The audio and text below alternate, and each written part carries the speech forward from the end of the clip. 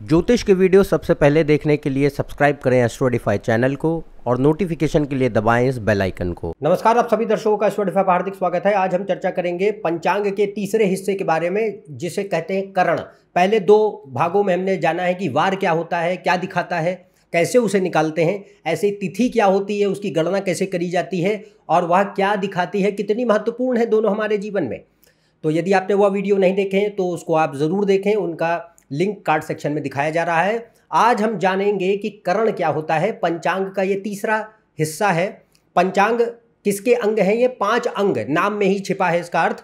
5 अंग हैं किसके? समय के, क्योंकि हमारा जीवन समय में व्यतीत होता है। We are living in time, experiencing ourselves. तो हम समय को ज्योतिष में बहुत महत्ता देते हुए विभाजित करते हैं 5 अंगों में, जिसको वार, तिथि, करण, नक्षत्र और योग के रूप में भाग दिया जाता है, विभाजित किया जाता है। तो आज हम जानेंगे कि करण क्या है और वह क्या दिखाता है हमारे जीवन में और उसे कैसे निकालते हैं। तो ज़्यादा जानकारी के लिए आप इस वीडियो को देखते रहें अंत तक।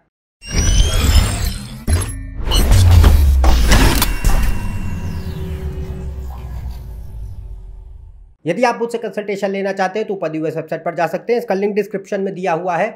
तो आज हम जान रहे हैं कि करण क्या है और पंचांग में ये क्या दिखाता है। देखिए, कुंडली में अक्सर मैंने ये पाया है कि लोग जो है पंचांग को कोई भी तवज्जो ज़्यादा नहीं देते। बहुतों को इसके बारे में कोई ज्ञान भी नहीं होता है। वह सिर्फ ये थोड़ी बहुत बातें जानते हैं कि हाँ ये कुछ एक अंग हैं जिनको वार, तिथि, करण ये सब नाम दे दिए गए हैं, और ये होते क्या है, दिखाते क्या है, इसका कोई अनुमान उन्हें होता नहीं है। पर पंचांग को बिना जो है जाने, आकलित करे, आप कुंडली पे सीधे अगर चले जाएंगे तो निकलेगा आपसे कुछ नहीं, क्योंकि कुंडली के ये आधार होते हैं। 50 से 60% कुंडली पंचांग पे निर्भर करती है। अगर हम उन चीज़ों को नज़रअंदाज कर दें जो वार, तिथि, करण और नक्षत्र और योग दिखाते हैं, तो बाकी आप कुंडली को कितना ही जज करते रहिए, निकलेगा कुछ नहीं। तो अगर निकलेगा भी तो वो सिर्फ आधा अधूरा, उथला छिछला होगा, जिसका कोई सार नहीं है।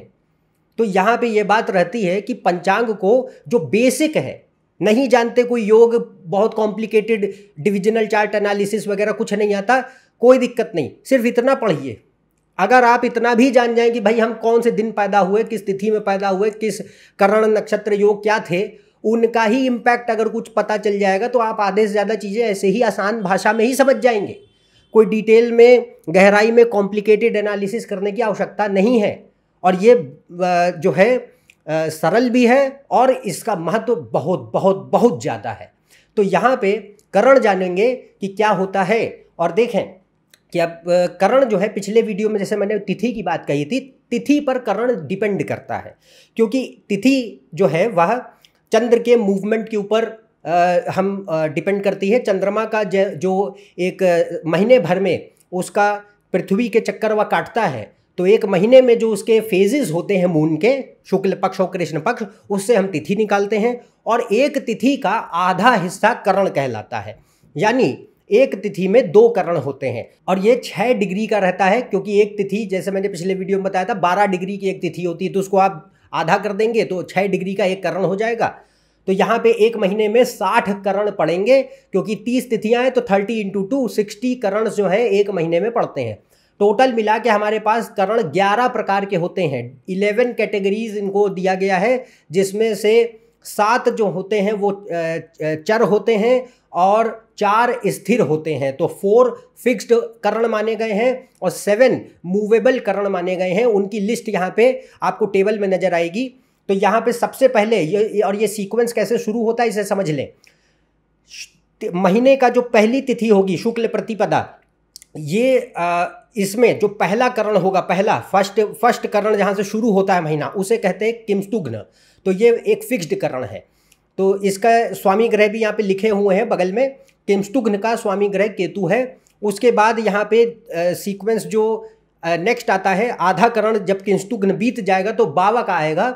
बावा, बलव, कौलव, तैतिल, गर, वाणिज्य, विष्टि, अभद्र, यह जो है 7 चर आपके करण माने जाते हैं, यानी मूवेबल हैं, ये रिपीट करते हैं साइक्लिकल मैनर में, बाकी जो हैं वो रिपीट नहीं करते। तो ये जो है ये रिपीट करते रहेंगे। तो यहाँ पे किंस्तुघ्न से शुरू होकर विष्टि तक लगातार हमारा जो है ये चलेगा। विष्टि के बाद हमारा फिर से महीना यानी कि अष्टमी तक जो है मेरे पास कृष्ण चतुर्दशी तक हमारे पास जो है इनका मूवमेंट चलता रहेगा।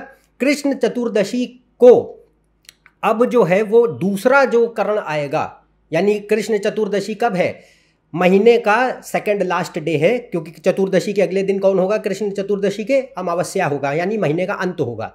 तो महीने का जो अमावस्या तिथि होती है उसमें जो दोनों करण पड़ते हैं वो फिक्स्ड होते हैं, और उससे एक पहले जो चतुर्दशी पड़ती है उसका जो दूसरा करण होता है, एक तिथि में 2 करण होते हैं, तो दूसरा जो करण होता है वो होता है वो वहाँ से फिक्स्ड चालू हो जाता है। तो वहाँ पे जो 58 नंबर आप देख रहे हैं टेबल में, उसे कहते हैं शकुनी, फिर है चतुष्पद और फिर है नागव। तो शकुनी, चतुष्पद और नागव और किंस्तुघ्न, ये 4 करण जो है वो राहु केतु के होते हैं। और राहु केतु के सिंपल है याद रखना, कौन से हैं? फिक्स्ड करण। जो राहु केतु के करण हैं उनको फिक्स्ड कहा जाता है, बाकी ग्रहों के जो करण हैं वो मूवेबल होते हैं।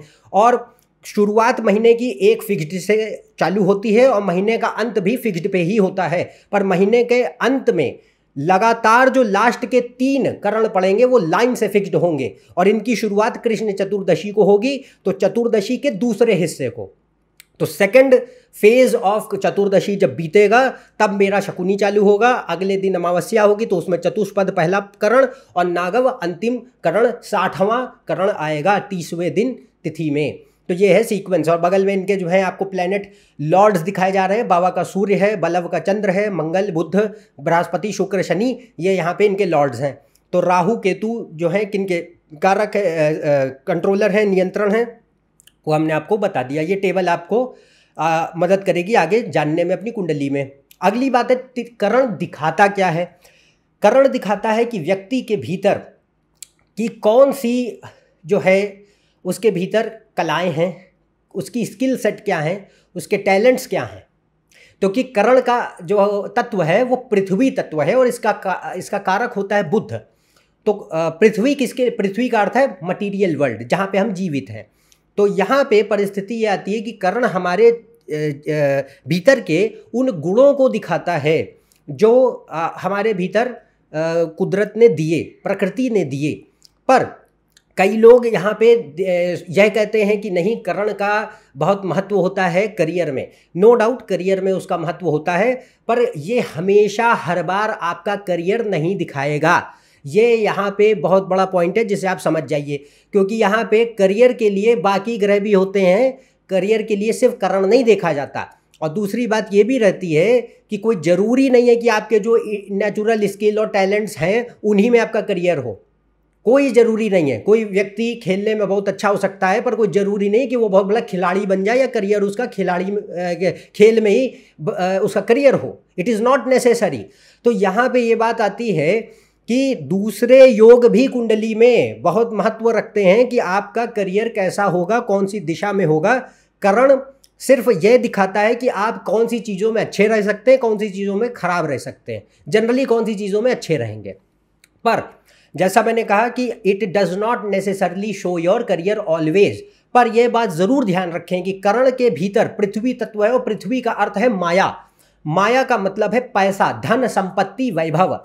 तो आप मटीरियल सक्सेस और डाउनफॉल वह भी करण से देखते हैं। हालांकि इसके लिए दूसरे ग्रह भी जिम्मेदार होंगे और भी पैरामीटर्स होते हैं, पर करण बहुत महत्वपूर्ण है, क्योंकि यदि करण का स्वामी अच्छी स्थिति में है और करण के स्वामी का संबंध आपके करियर से बनता है, मतलब कुंडली में मान लीजिए 10वें भाव के स्वामियों से उसका संबंध है, तो ये क्या दिखाएगा कि जिस चीज़ में आप बाकायदा नेचुरली अच्छे हैं उस क्षेत्र में आपका करियर भी बन जाएगा। पर अगर उसकी स्थितियां कोई बहुत अच्छी नहीं है तो ये दिखाता है कि हो सकता है आप कई चीज़ों में अच्छे हों पर उससे आप आजीविका नहीं पा सकते। तो यहाँ पे ये भी स्थिति होती है। परंतु करण हमेशा देखा जाता है कि कितना व्यक्ति का मटीरियल सक्सेस होगा, धन संपत्ति और करियर स्टेबिलिटी ये सब होगी या नहीं होगी, प्रगति करेंगे या पतन होगा, स्थिर रहेंगे या स्थिरता रहेगी। तो ये जो परिस्थिति है इसके लिए करण बहुत बहुत ज़्यादा जरूरी होता है। तो करण एक पैरामीटर है, one of those parameters which contributes tremendously towards your career, wealth, material success और the downfall. It depends on the karan. तो ये कितना जो है महत्वपूर्ण है, इसको आप समझ पा रहे होंगे। और इसका जो कारक ग्रह है वो है बुध। तो यहाँ पे पृथ्वी तत्व है, इसका एलिमेंट है अर्थ, और कारण का जो कारक ग्रह होता है करण का वो होता है बुध, मरकरी। तो यहाँ पे Mercury is the controller of, natural controller of the karan. तो आप उसको देखें, हालांकि कारक बुध है, परंतु जो स्वामी होंगे, मान लीजिए आपका करण जो है वो कौलव में आप पैदा हुए, तो आपकी कुंडली में मंगल जो है करण का स्वामी बनेगा। तो आप अपनी कुंडली में मंगल की स्थिति देखिए। अगर मंगल अच्छी स्थिति में है तो करियर, धन संपत्ति, जिंदगी में आर्थिक और भौतिक स्थिरता और आजीविका वगैरह बेहतर रहती है, ज़्यादा समस्याएं नहीं होंगी। पर मान लीजिए यदि कौलव का स्वामी मंगल था और वह खराब स्थितियों में है तो दिक्कतें दिखाई देंगी। तो इसको ऐसे देखा जाता है। तो करण क्या होता है, कैसे उसे निकालते हैं, और दूसरा कौन कौन से ग्रह उसके स्वामी हैं और वह क्या दिखाता है, ये हमने आज गहराई में समझा। और इसको आप अपनी कुंडलियों में लागू करके देखें, आपको भी इसमें काफ़ी चीज़ें देखने मिलेंगी। परंतु ये ध्यान रखें कि हमें करियर और पैसे और धन और जीवन में किसी भी प्रकार की वित्तीय आर्थिक स्थिरता के लिए दूसरे ग्रहों को भी देखना चाहिए। करण के अतिरिक्त और भी ग्रह हैं जो कुंडली में योगदान देंगे आपके भौतिक जीवन में, करियर और वेल्थ को लेकर के, तो उनको भी देखें। तो यहाँ पे आज हमने समझा कि करण क्या होता है, उसके स्वामी क्या है और कैसे उसे जो है आपको देखना चाहिए। तो यदि आप मेरे इस चैनल पर नए हैं, नीचे दिए हुए सब्सक्राइब बटन पर सब्सक्राइब कीजिए। ज़्यादा जानकारी के लिए आप मेरी वेबसाइट, फेसबुक और इंस्टाग्राम पेज पे भी जा सकते हैं। अन्यथा हम आपसे अगले वीडियो में फिर से मिलेंगे। तब तक के लिए आज्ञा दें। नमस्कार और धन्यवाद।